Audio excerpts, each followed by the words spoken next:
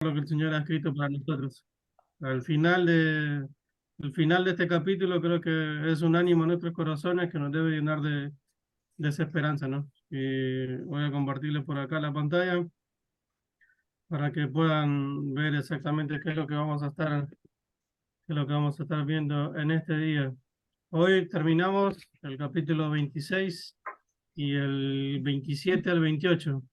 Y en esta ocasión vamos a estar hablando acerca del juicio, muerte y resurrección de nuestro Señor Jesucristo. Y vamos a encontrar en este caso que el capítulo 26 y parte del capítulo 27 se va a dividir en dos eventos. Y los eventos que vamos a encontrar acá, para que también puedan irme siguiendo con la lectura. Quiero saber si se mueve. Sí, ahí está. Lo primero que vamos a estar viendo son los eventos que conducen a su juicio y la sentencia de muerte. Eso vamos a estar viendo ahí del versículo 1 hasta el capítulo 27, versículo 26. Pero recuerda, ¿no? Que una vez terminado el anuncio, lo que vimos en el 25 y el 26, los hechos los que tenían que ocurrir antes exactamente ahí de su venida, que era el tiempo de la tribulación y el tiempo de la gran tribulación. Y lo que estuvimos respondiendo a las preguntas ahora, ¿no? El juicio de los judíos, el juicio de los gentiles, y viene el Señor Jesucristo, les hace esta declaración en el versículo 2. Lea ahí conmigo, dice, sabéis que dentro de 2 días se celebra la Pascua, y el Hijo del Hombre será entregado para ser crucificado. En esta pasada que vamos a ver acá, vamos a un recorrido de una serie de eventos que van sucediendo, que Mateo va poniendo parte por parte, eh, y para poder obtener más información acerca de lo que dice, hay que ir uniendo todos los demás evangelios. En este caso, Mateo va poniendo algunas cosas porque hace mucho más énfasis en algo que también vamos a poder estar diciendo un poco más adelante. La Pascua era algo que ellos celebraban donde todo Israel se iba hasta Jerusalén y en ese lugar se iban a poder celebrar y recordar la forma en cómo ellos habían salido de Egipto y en este caso ellos tenían una serie de cosas, tenían copas, tenían panes, tenían hierbas amargas, que ellos eran todas las cosas que ellos tenían que pasar, tenían que comer en ese tiempo. Era un tiempo en el cual ellos no podían hacer nada más que preparar su mente, su corazón, porque era algo muy especial para ellos. Era algo que que ellos recordaban, la forma en cómo Dios los había sacado de la tierra de Egipto. Y en este caso era la primera vez que nuestro Señor Jesucristo iba a pasar la Pascua justamente ahí. Y recuerda, ¿no? Cómo vienen los fariseos, cómo vienen los escribas, que Cristo les había mostrado a ellos cuál era la maldad de su corazón y cómo ellos estaban viendo que Cristo iba en contra de sus propias reglas, de su propia religiosidad. Y ahí es donde ellos comienzan a ver, y vean ahí conmigo el versículo 3. Y dice, entonces los principales sacerdotes, los escribas, los ancianos del pueblo, se reunieron en el patio del sumo sacerdote Caifás. Dice el versículo 4, y tuvieron consejo para prender con engaño a Jesús y matarle. Y eso fue algo que ellos automáticamente comenzaron a hacer y comenzaron a juntarse ellos. Lo que ellos realmente estaban queriendo hacer era hacer un juicio y los judíos no podían hacer el juicio. Ellos no podían ver, pero ven que la forma en cómo pasa, ellos se están reuniendo aún hasta de noche. Y era algo que ellos tampoco podían hacer en ese tiempo, pero la maldad de su corazón de que lo que Cristo estaba enseñando, que era la verdad, porque Él mismo es la verdad, ellos estaban sintiendo aludidos que iba en contra de todos los mandamientos que ellos debían de cumplir y todas las cosas que ellos hacían, y ellos se estaban quedando en mal.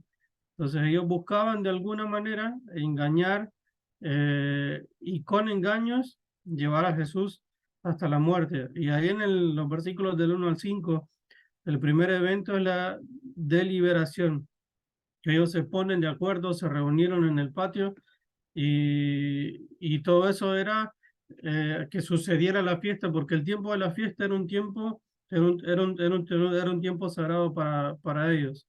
El ungido que habla ahí desde el versículo 6 al versículo 13, ustedes van a poder ver ahí justamente que este también es un pasaje paralelo a los demás evangelios que dice que Jesús es ungido en Betania. Y ahí el ungido, si ven, Mateo no da muchos detalles de quiénes son las personas con las cuales estaba. Él solamente dice que está en la casa de Simón y vino una mujer. Pero nosotros que hemos, quizás podemos leer en otro texto la historia. Vamos a ver ahí en Juan, capítulo, en el Evangelio de Juan, que el lugar donde Jesucristo está y con las personas con las cuales está con Lázaro, con Marta y con María. Y ahí está viendo que una de ellas, una de las mujeres, es que termina derramando un perfume que es completamente carísimo. Y ahí va mencionando en este pasaje eh, que hubieron personas que se enojaron. Mateo lo dice que son los discípulos. Y Juan, en este caso, sí habla muy específicamente que dice que fue Judas. Pero no solamente Judas fue el que se enojó. Y Judas se enoja mucho en extremo eh, para poder hacer lo que viene y lo que sigue adelante. Judas era el tesorero del grupo. Él sabía y él le gustaba todo lo que tenía que ver con la plata. Y él sabía que ese perfume de nardo que, con el cual habían ungido el cuerpo de Cristo, él estaba buscando la ganancia personal que él iba a recibir. Si Mateo coloca acá, que son los discípulos, seguramente pudo haber sido más de uno el que se enojó, porque si bien es cierto, ellos venían de caminar, venían de ver milagros del Señor Jesucristo, pero no estaban recibiendo muchas cosas a cambio, hablando materialmente.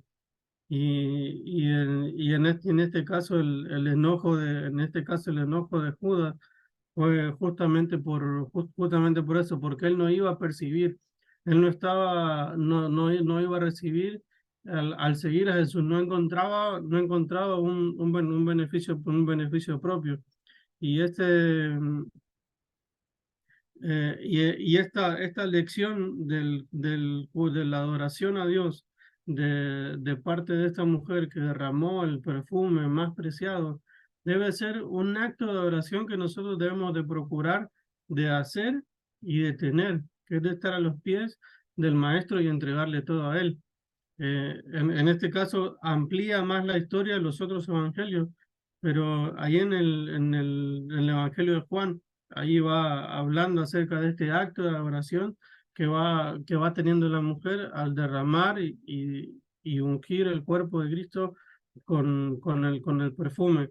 Después sigue diciendo un poco más ahí el pasaje, otro evento de lo que va sucediendo es el consentimiento. Y en el versículo 14 y el versículo 16 del capítulo 26 va diciendo, entonces uno de los 12, que se llamaba Judas Iscariote, fue el principal de los sacerdotes y le dijo, ¿qué me queréis dar? Y yo os lo entregaré. Y ellos le asignaron 30 piezas de plata y desde entonces buscaba oportunidad para entregarle. Ustedes, no sé si pueden imaginarse un poco hasta dónde llegó el enojo de Judas por, por el perfume que derramaron a Cristo. El enojo de él es que buscó consentir con otras personas, buscó consentir con los fariseos de traicionar a Jesús. Y al buscar traicionar a Jesús, estaba buscando la manera en cómo entregarle. Él seguía sirviendo, él seguía andando, él seguía caminando. De acuerdo a cómo lo van relatando al poner todos los evangelios así seguidos, cada evento de lo que van pasando. El enojo de él lo había llevado a que realmente estuviera en evidencia las intenciones del corazón de Judas. Todo lo que antes lo había molestado, ahora él andaba buscando de poder tener un beneficio propio. Y él al imaginarse, al ver el perfume que se perdió para él, no fue que se derramó como un acto de adoración de parte de las mujeres, sino que él estaba viendo lo que realmente se había perdido. Y ahí dice su palabra que acordó a entregar a Jesús, acordó a entregar a Jesús por 30 monedas de plata. En la parte de la cena, del versículo 17 al versículo 29, vamos a poder encontrar ahí cómo Jesucristo es quien participa en esta primera ocasión de la cena. Como les dije que era la primera vez que Jesucristo iba a estar y era importante que el Señor Jesucristo participara de la cena porque les iba a mostrar, les iba a dar varias lecciones de lo que iba a suceder en ese tiempo. Primero que Él es la Pascua y Él es quien perdona los pecados. Cuando vamos leyendo ahí su palabra, que Él ya tenía todo preparado para la Pascua, el cordero que se iba a poner a los discípulos que mandó a buscar para que fueran y buscaran al Cordero. El lugar también ya lo tenía justamente preparado y todo eso era algo que Dios ya había preparado con anticipación, porque lo que Él les quería mostrar era el nuevo pacto que iba a establecer, que en sí la Pascua significaba que ellos habían salido de Egipto, todo lo que ellos consumían, desde las aguas amargas al principio, el partimiento del pan, cada de las cosas que significaba. Ahora él estaba mostrando que cuando les da el pan y les dice, em, vamos a ver, les va diciendo en el versículo 26, y mientras comían, tomó Jesús el pan y bendijo y lo partió y dio a sus discípulos y dijo, tomad, comed, esto es mi cuerpo. Y tomando la copa y habiendo dado gracias, les dijo diciendo, bebed de ella todos, porque esto es mi sangre del nuevo pacto, porque por muchos es derramada para remisión de pecados. Y os digo que desde ahora no beberé más del fruto de la vid. Y ahí Jesús les está enseñando a ellos la forma en cómo deben recordar ahora la Pascua. Si bien es cierto, para ellos significaba, hasta ese momento la Pascua significaba una cosa, pero a partir de ese momento comenzaba a significar que la Pascua para ellos en este caso iba a significar la muerte, la sepultura y la resurrección de Cristo Jesús. Y lo que para ellos también iba a significar en este caso era que el pan que ellos estaban partiendo iba a ser el cuerpo de Cristo. La sangre que ellos estaban tomando, el vino que ellos estaban tomando iba a representar la sangre de Cristo que había sido derramada para el perdón de pecados. Y esa era una enseñanza muy importante que debían de aprender los judíos. Eso era algo que debían de aprender porque Él es la Pascua y Él es quien perdona los pecados. Y si bien es cierto, nosotros hoy lo practicamos hoy en día y lo practicamos gracias a esta institución que dejó Cristo para la iglesia.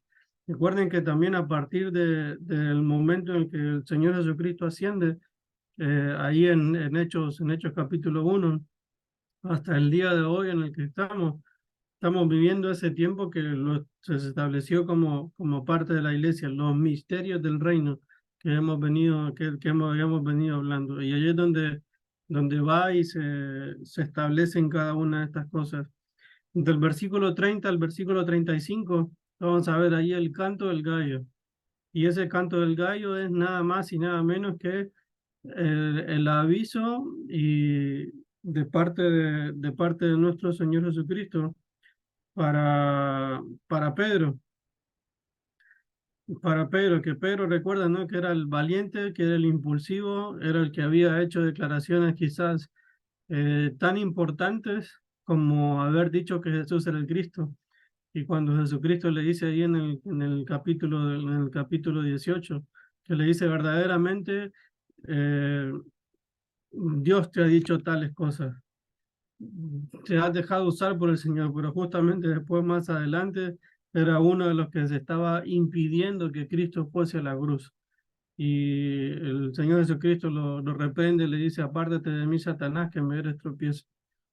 Y ahí en este caso vean a ese Pedro valiente, ese Pedro que dijo que en todo momento iba a seguir a Cristo, aun cuando fuese hasta la muerte. Y ahí podemos también ver en el versículo 30 y el versículo 31. Dice, entonces Jesús le dijo, todos vosotros escandalizaréis de mí esta noche, porque escrito está, heriré al pastor y las ovejas del rebaño serán dispersas. Pero después de que haya resucitado, iré delante de vosotros a Galilea. Esta era una instrucción que ellos también debían de tener en cuenta, porque Cristo les había dicho que después de que resucitaran, los iba a ver en Galilea. Respondiendo Pedro, la respuesta de Pedro en este caso en el versículo 33, que le dice, de todos te aunque todos se escandalicen de ti, yo nunca me escandalizaré. Y ahí es el aviso de parte de Cristo, ¿no? De la parte de Cristo que ya es, a pesar de que estaba en la tierra, no dejaba de ser Dios. Y ahí el omnisciente, el que todo lo sabe, le va y le dice a Pedro que lo iba a negar y que él ya estaba dando por hecho. Y esa era una de las cosas que ellos también, el Señor Jesucristo trató de que todos ellos estuvieran cuidados, y lo vamos a también a leer ahí más adelante, que ellos estaban en el hueco de su mano, ellos estaban cuidados, y ninguno de los que hemos recibido a Cristo, y en ese momento ninguno de los que estaban con Cristo dijo que se habían perdido, y todos estaban siendo cuidados, excepto uno, que ustedes saben que fue Judas, el que termina, el que termina traicionándolo. Del versículo 26, del versículo 36, perdón, hasta el versículo 46, vamos a ver ahí la oración de nuestro Señor Jesucristo. Y ahí ustedes ven que dice la agonía. ¿Por qué es la agonía? Dice ahí el versículo de ahí mismo del capítulo 26, la oración de nuestro Señor Jesucristo. Y entonces dice el versículo 39, yendo un poco adelante, se postró sobre su rostro, orando y diciendo, Padre mío, si es posible, pasa de mí esta copa, pero no sea como yo quiero, sino como tú la quieres. Esto es un momento antes del arresto de nuestro Señor Jesucristo. Es un momento antes del arresto. Acá Judas ya no aparece en ninguna escena. Y el Señor Jesucristo se había ido ahí a ese lugar con sus discípulos, y les había pedido también que velaran con él, que oraran con él para que no cayeran en tentación, que, que estuvieran orando. Y ahí el mismo pasaje, dice el versículo 37, que Cristo comenzó a entristecerse y a angustiarse. ¿Por qué empezaba a entristecerse y a angustiarse? Porque se acercaba el momento en el que él iba a cargar el pecado de toda la humanidad. Pero no solamente eso, él dice, pasa de mí esta copa. Dice, pasa de mí esta copa, porque iba a tomar la copa de la ira de Dios, donde el castigo de Dios iba a caer sobre él. Y eso es lo que nos debe dar esperanza y nos debe dar gozo a cada uno de nosotros, que Cristo sufrió por nosotros, y ese sufrimiento que tuvo en la cruz, esa separación momentánea que tuvo en la cruz al recibir la ira de Dios por el pecado de toda la humanidad, por eso él estaba sintiéndose angustiado, por eso él estaba por eso estaba entristecido. Y el momento de la agonía para él fue el momento en el cual termina expresando. Y él, sus palabras ahí en el versículo 39, y fue la oración que fue una y otra vez, que dice, pero no sea como yo quiero, sino como tú lo quieres. Y eso debe recordarnos a nosotros que Dios eligió y Cristo eligió poder ir a la cruz, porque era la única manera en que usted y yo pudiésemos estar acá en esta noche, el día de hoy, pudiendo abrir su palabra, pudiendo estudiar su palabra. En ese momento de agonía, en ese momento de tentación, de dolor, aún en ese momento el enemigo iba a tratar de que Cristo no fuese a la cruz, porque el enemigo sabía que al ir a la cruz iba a tener una oportunidad, al evitar que Cristo fuese a la cruz, iba a tener una oportunidad para él vencer. Y era algo que no iba a suceder. La oración a Cristo en ese momento y a nosotros hoy en día es lo que nos fortalece y nos ayuda a permanecer fieles al Señor. Nos ayuda a recordar el camino y la voluntad de Dios sobre nuestra vida. Y eso es algo que debemos de tener nosotros presentes, que la oración es la que nos fortalece y nos ayuda a permanecer fieles al Señor. Nos ayuda a recordar el camino y la voluntad de Dios sobre nuestra vida.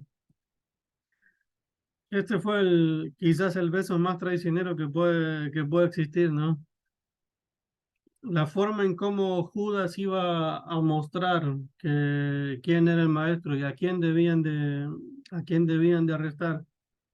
Él había dicho que a quien él saludara con un beso era la persona a la que debían de, era la, a la que persona que debían de arrestar. Y dice el versículo 48, y el que le entregaba les había dado señal diciendo, al que yo besare, ese es, prenderle. Y enseguida se acercó a Jesús y le dijo, salve, maestro, y le besó. Él tenía que aparentar y tenía que hacer parecer ante los demás que todo estaba bien, porque hasta uno llama maestro al Señor Jesucristo cuando ya sabía que lo había entregado. Aún sabiendo que ya lo había entregado y que las personas que llegaban, los soldados romanos que llegaban, eran para arrestar a Jesús, si los discípulos se hubiesen dado cuenta mucho antes quién era la persona que iba a traicionar a Cristo, ¿ustedes creen que lo hubieran dejado con vida? ¿Lo hubieran dejado salir de la cena cuando Cristo dijo que el que moje el pan conmigo es el que me va a traicionar? Y quizás cuando vieron salir a Judas, si hubiesen sabido que era Judas el que salía de la cena en ese momento, los discípulos no lo hubiesen dejado salir. Los discípulos en ese caso lo hubiesen dejado encerrado para que no traicionara, porque ellos estaban esperando que el reino se estableciese en ese tiempo y en ese lugar, cuando la palabra del Señor y Cristo sabía que la única forma para que ese reino se estableciese era que después del rechazo iba a ser postergado y tenía que llegar el momento de la cruz, el momento en que la historia se iba a realmente dividir en dos. Ahí la historia también cuenta que hubo una persona que le cortó la espada, la oreja con una espada, y esa persona, ¿quién creen que fue? Acá Mateo no menciona quién es. Otro evangelio sí lo menciona y dice que es Pedro. Y ese Pedro efusivo, ese Pedro valiente, ese Pedro que iba a seguir, comenzaba a realmente a manifestar qué era lo que había dentro de su corazón. Y más adelante vamos a poder ver la diferencia entre uno y el otro.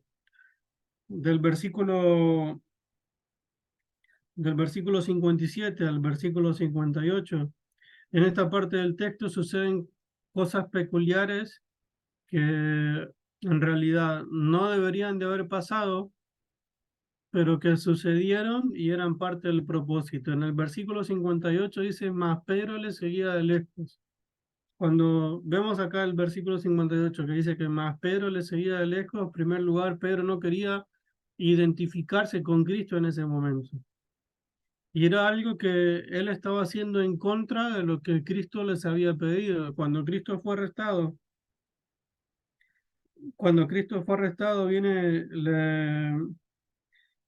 le dice a los soldados que se lo lleven a él, pero que a los demás que los deje ir. Y todos los demás se fueron. El único que se quedó en este caso fue Pedro.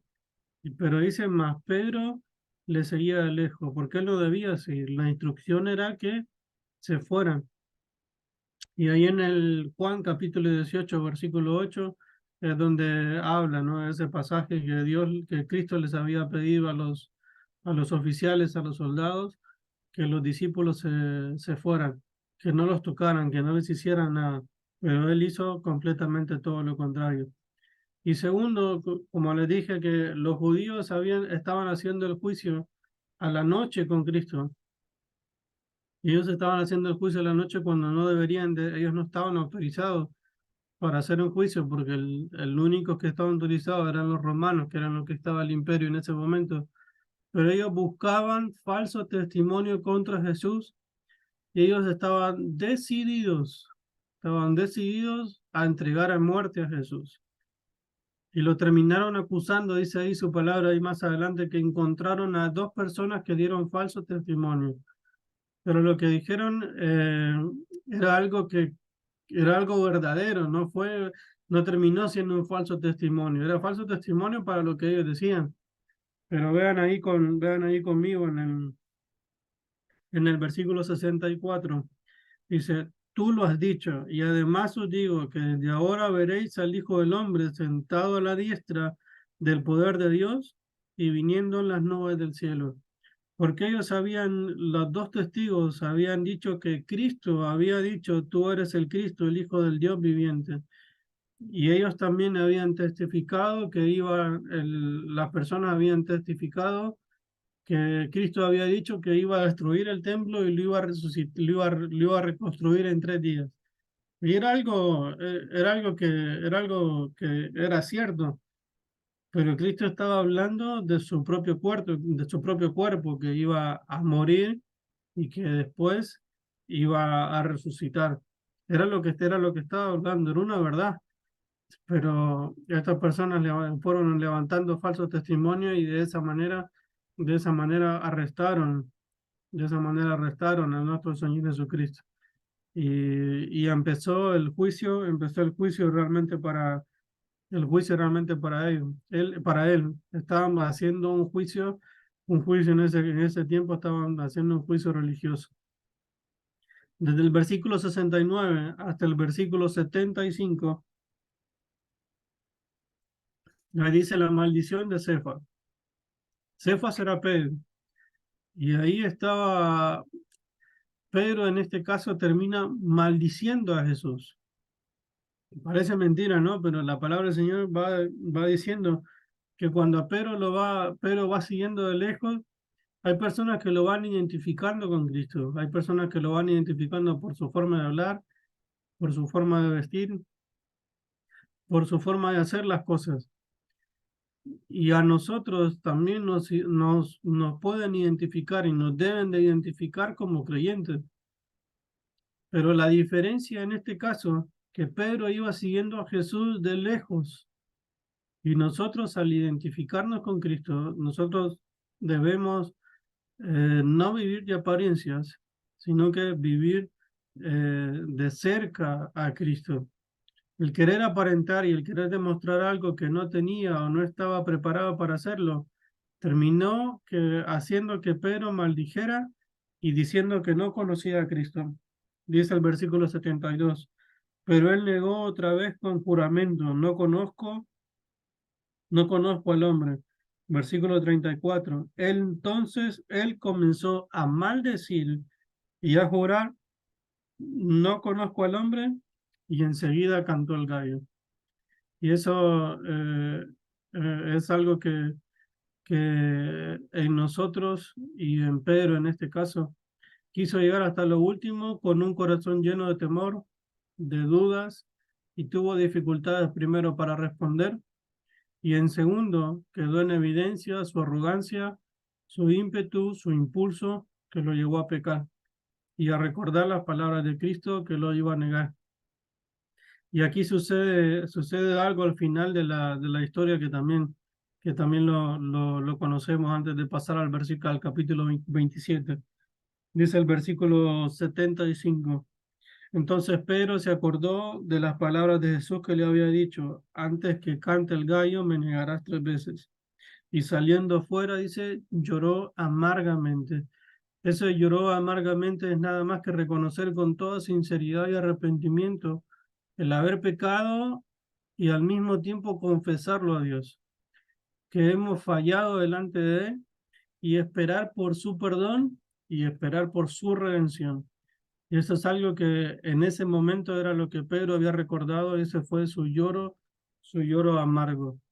Después en el capítulo 27, versículos del 1 al 10, vamos a ver ahí que realmente el concilio había tomado a Jesús, había hecho para que él muriera y lo que él había, lo que el concilio también había tratado, buscando de engañar con engaño, que apresaran a Jesús. Todas estas cosas la fue viviendo Judas.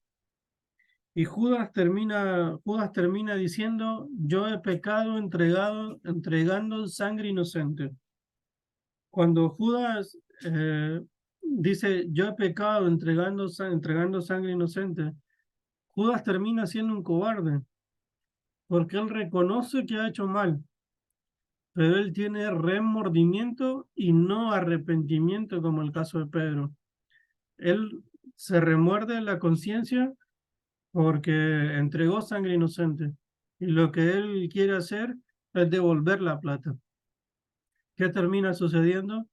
Dice ahí su palabra que Judas se suicida porque tuvo más remordimiento y no tuvo arrepentimiento por lo que había hecho.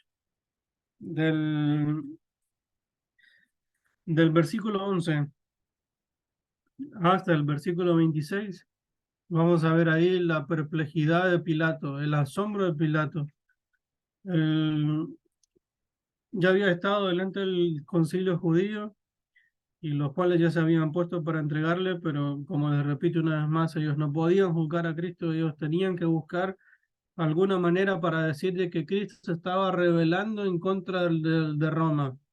Y lo que ellos estaban buscando, hicieron pasar a Cristo por un juicio religioso y ahora lo iban a pasar a un juicio político y un juicio civil, porque lo estaban acusando de que él iba a armar una revuelta para ir en contra de para ir en contra de Roma, con la única manera de lograr en este caso su cometido. En esta ocasión, su palabra también lo va diciendo que Pilato no encontraba razones para entregar a Jesús a muerte, para enviarlo a la cruz. No encontraba nada malo en él, que él se proclamara como hijo de Dios, porque no era algo que a Pilato lo iba a mover. Él estaba en su reino, él estaba siendo como representante de ahí de Roma. Y en realidad Pilato empezó a tener dudas. Esa duda fue lo que él fue presintiendo de que Jesús era realmente inocente, pero no hizo nada. Su esposa lo advierte, su conciencia lo advierte, pero nada de lo que Pilato hubiese hecho, en realidad en este caso iba a evitar que Cristo fuese a la cruz. Pilato no encontró razones para matar a Jesús, pero tampoco Pilato puede ser exonerado de culpa. Se pone mucha responsabilidad sobre los judíos, pero el plan eterno de Dios nunca le niega al hombre la libertad de elección para poder elegir sin las consecuencias de la culpa.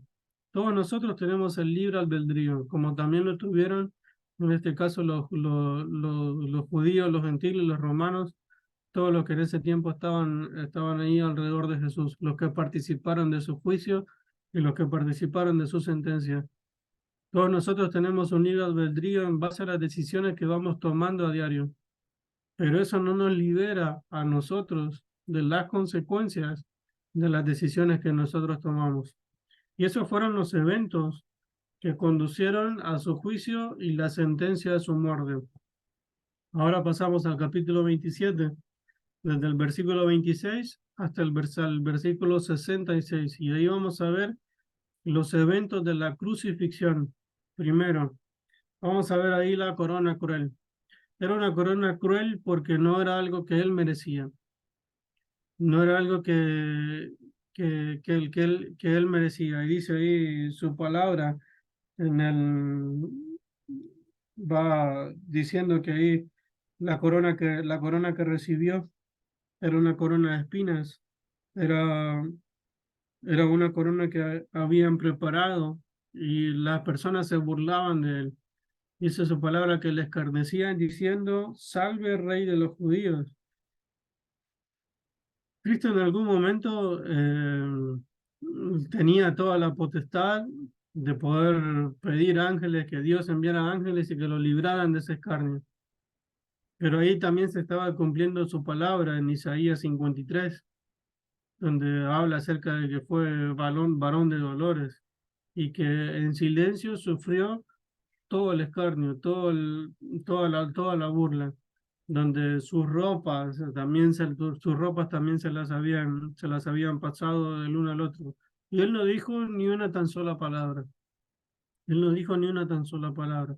Y esa fue una corona cruel. En la crucifixión, yo le voy a dejar que ustedes después, cuando tengan su tiempo de estudio,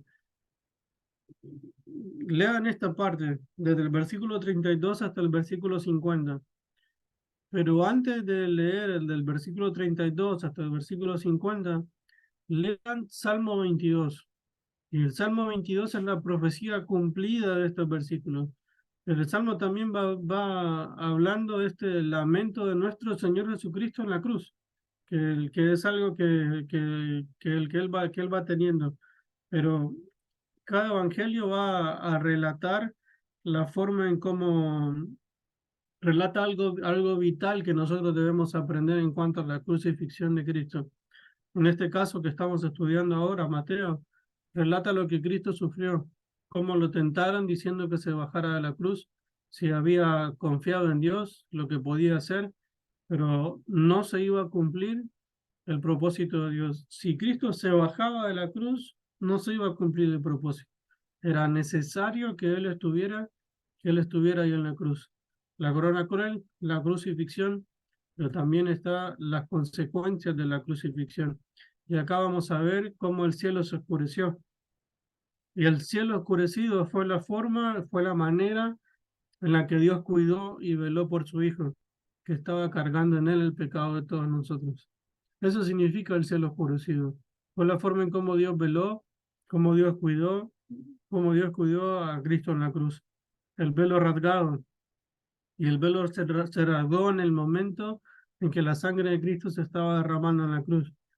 Y ese velo, para los judíos también en ese momento, el velo era el lugar que apartaba en el templo, el lugar santo del lugar santísimo, donde el sacerdote entraba para poder entrar delante de la presencia de Dios y que entraba una tan sola vez. Ese velo que se rasgó en dos es lo que nos permite a nosotros poder acercarnos a Dios confiadamente. Y su palabra ahí nos habla que la sangre de Cristo es la que abrió el camino de Dios donde nosotros podemos realmente acercarnos. Las tumbas abiertas son las que se abrieron después de la muerte después de la muerte de Cristo, porque ahí nos da a entender su palabra que fue cuando Cristo conquistó la muerte, porque la muerte no lo pudo detener. Y eso debe ser motivo de gozo para nosotros, que Cristo cargó en la cruz tu pecado y mi pecado, pero al resucitar, Él estaba también abriendo las tumbas fueron abiertas, porque la muerte no lo pudo detener. Y por último fue la confesión del centurión, el centurión y la compañía estuvieron ahí con ellos. Ahí al finalizar el, el capítulo 27 de, va, se me perdió por acá, perdón.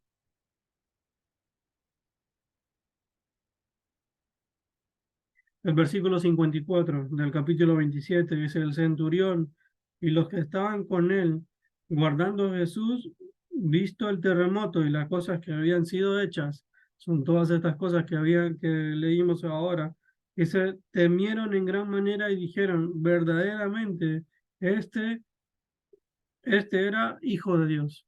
Y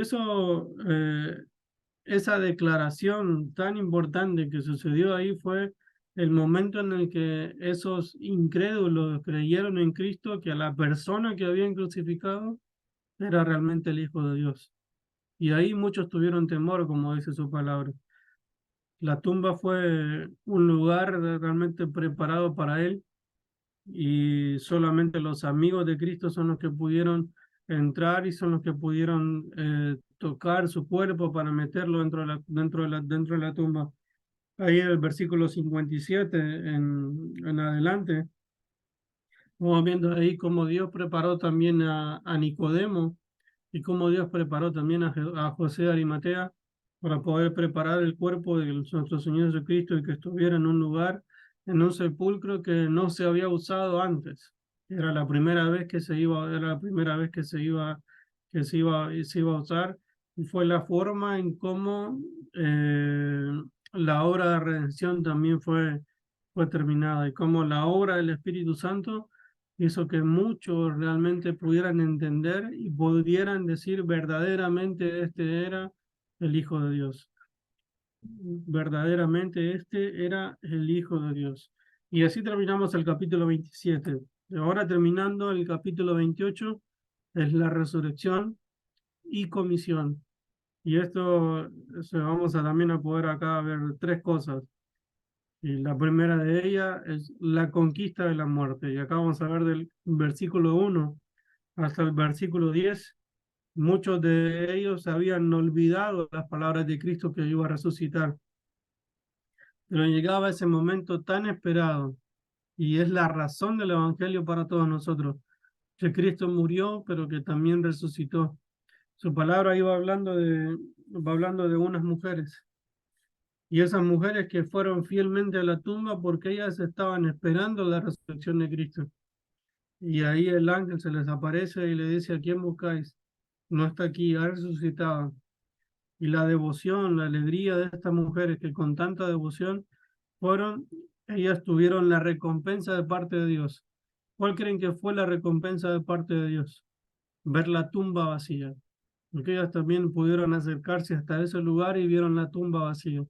Y esa tumba vacía, y al escuchar el mensaje que no estaba ahí, que había resucitado, lo primero que hicieron estas mujeres fue salir corriendo llenas de gozo, avisarle a los demás que la tumba estaba vacía, que no había nadie. Y ese fue el motivo de gozo, el motivo de alegría también que debe de existir en nosotros. Esa alegría de que Cristo resucitó. La conspiración para negar su resurrección, vemos del versículo 11 hasta el versículo 15. Una vez más, hay un dicho que dice que una mentira repetida 1000 veces se convierte en verdad. Hasta el día de hoy, hermanos, hasta el día de hoy, los judíos siguen diciendo que los discípulos de Cristo sacaron el cuerpo.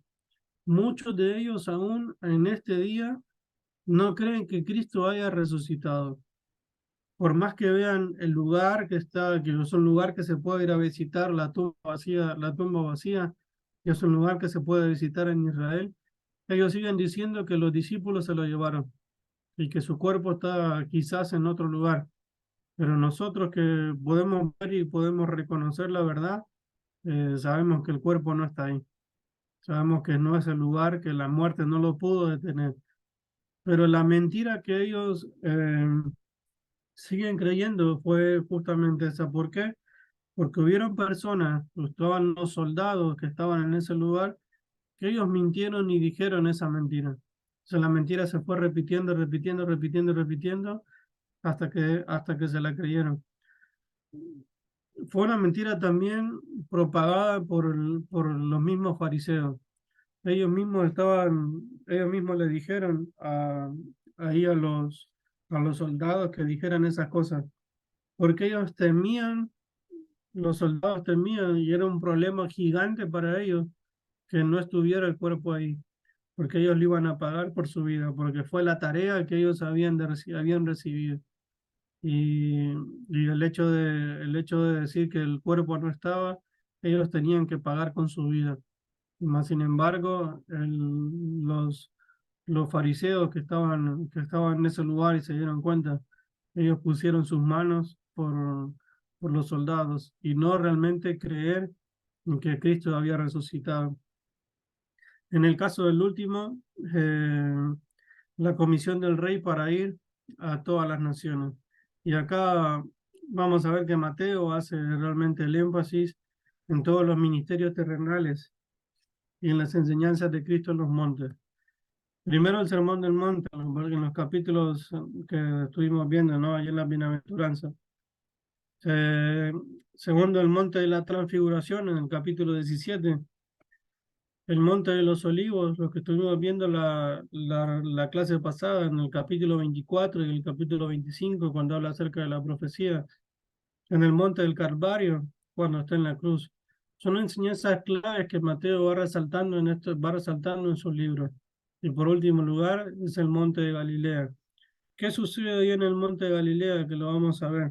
En el versículo, lo vamos a leer ahí todos juntos. Del versículo 18 al versículo 19 y el 20. Y dice, Jesús se acercó y les habló diciendo, toda potestad me da en los cielos y en la tierra. Por tanto, id y haced discípulos a todas las naciones, bautizándolos en el nombre del Padre, del Hijo y del Espíritu Santo, enseñándoles que guarden todas las cosas que os he mandado. Y he aquí que yo estoy con vosotros todos los días hasta el fin del mundo. Amén. Cuando habla acerca de toda autoridad, está hablando acerca de que es la autoridad como hijo de Dios, que venció la muerte y derrotó a Satanás con toda autoridad. Cuando habla de todas las naciones, es una comisión, es una comisión de llevar el evangelio a todo lugar. La evangelización no es sola, tiene que estar complementada con el discipulado y con el bautismo. Está bien que todos como iglesia salgamos a evangelizar, pero a esas personas que aceptan a Cristo como su único y suficiente Salvador, deben ser discipuladas y también deben ser bautizadas. Hacer discípulos, ahí en este caso, es que después de que la persona se gana para Cristo, son convertidas, el primer paso que debe existir en la vida de esa persona como paso de obediencia es bautizarse. Y esto va a permitir a tanto a ustedes en la iglesia como nosotros, como en mi caso también en mi iglesia, va a permitir el compañerismo y va a permitir que podamos ser enseñados, que nosotros pongamos nuestros dones, nuestros talentos al servicio y edificación de la iglesia. Es lo que nos permite crecer. Todas las cosas, el discípulo debe aprender que todo acerca de lo que Dios ha mandado hacer y es que vivir de acuerdo a la palabra de Dios. Y en último lugar, es todos los días. Y esta es una promesa que nosotros debemos también hacer propia y hacer nuestra. Es la seguridad eterna y llena de esperanza que Cristo prometió que Él iba a estar con nosotros. Y eso debe afirmar nuestra fe en Él. Y con esta promesa ven que termina el libro de Mateo. El libro de Mateo termina con la promesa de que debemos vivir con confianza y con esperanza en Él. Y con esto terminamos nuestro libro de Mateo. Todo el camino que hemos transitado hasta acá en estas 4 clases es para que nosotros podamos vivir con esta esperanza de que Cristo va a estar con nosotros y que nuestra tarea es ir y predicar el Evangelio, pero que las personas puedan, después de conocer a Cristo, puedan ser discipuladas, pero también puedan ser bautizadas. ¿Me permiten orar por ustedes? Señor amado, estamos más que agradecidos por tu palabra, porque hemos sido enseñados, Señor, a través de ella y cómo tu palabra, Señor, se complementa a sí misma, se responde a sí misma. Y cómo, Señor, en ella y estudiando este libro de Mateo, Señor, al finalizar en esta noche, que tú nos dejas con esperanza, nos dejas con gozo, Señor, sabiendo que tú has resucitado de la muerte, que la muerte no te pudo detener. Nos dejas esa esperanza, Señor, y esa tarea de poder permanecer firmes en ti, pudiendo compartir ese milagro hermoso de tu muerte y tu resurrección, que es la verdadera razón del Evangelio. Queremos realmente ser agradecidos contigo, Dios, porque nos da vida, que nos da vida en abundancia. Y en esta noche, Señor, pongo delante de ti a mis hermanos de la Iglesia del Alba, Señor, para que puedan seguir creciendo en tu verdad, puedan seguir creciendo, Señor, en tu conocimiento, pero que tu palabra, Señor, también pueda ser una realidad, Señor, en su vida. Y que lo que tú les permites, Señor, a través de estos estudios, estudiando tu palabra, Señor, que puedan proyectarse a poder cumplir de esta manera, Señor, lo que tu palabra dice. Que todas las cosas, todas las naciones, todos los, eh, toda autoridad y todos los días, Señor, tú vas a estar con nosotros. Que eso también, Señor, puedan aferrarse a vivir, Señor, para ti. Oramos a ti en el nombre de tu Hijo Jesús. Amén. Bueno, muchísimas Amén. gracias, hermanos, por este tiempo y la oportunidad que me dieron de compartir con ustedes. Muchas gracias, Orlando. Gracias por este mes que estuviste compartiendo con nosotros. La verdad, es muy lindo saber que durante este mes pudimos, por lo menos, un libro de la Biblia estudiar de principio a fin. Y gracias a Dios, eh, Orlando, por tu vida, por lo que nos compartiste. Pero es lindo saber que por lo menos ya un libro de la Biblia estuvimos estudiando este mes y conocimos más a Dios, conocimos más de Jesucristo, más de este hermoso sacrificio que hizo por nosotros. Y bueno, como leíamos acá al final de esta gran comisión que ahora depende de nosotros seguir haciendo. Gracias, Orlando. Vamos ahora.